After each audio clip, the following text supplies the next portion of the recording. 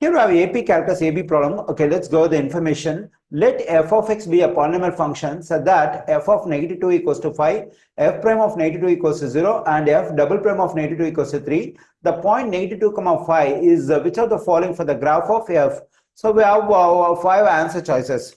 Okay, now let me consider the given polynomial function f of x. So whenever we have a function f of x or sometimes g of x or h of x, so whatever it is, we will consider f of x as y equals to f of x. That is, the value we get for the function f of x has to be considered as the value of the y coordinate in the xy plane. Okay, here let's consider the first piece of information, that is f of negative 2 equals to 5. So that is when x equals to negative 2, the value of the function is 5.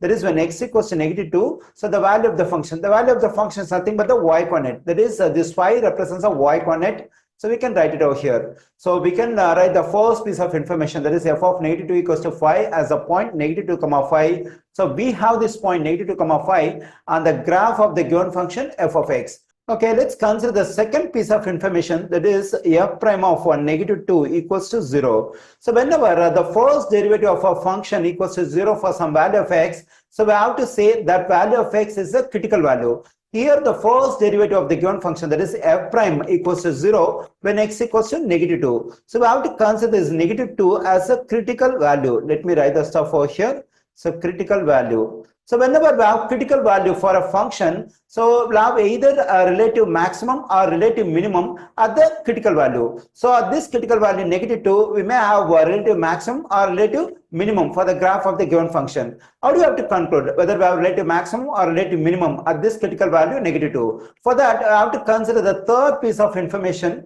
that is f double prime of negative 2 equals to 3. So here let's consider the sign of the value of the second derivative f double prime. So it is positive 3, that is greater than 0. Whenever the sign of the second derivative is positive, then we have to decide the graph of the given function is concave up at the particular value of x for which the second derivative is positive. Here the second derivative f double prime is positive when x equals to negative 2. So the graph of the given function is concave up at x equals to negative 2. Let me write the stuff over here. Concave up. Okay, now let me sketch a rough graph for the given function f of x. So here it's concave up. Let me write it over here. So the graph of the given function is concave up at x equals to negative 2. So when x equals to negative 2, the corresponding y value is 5.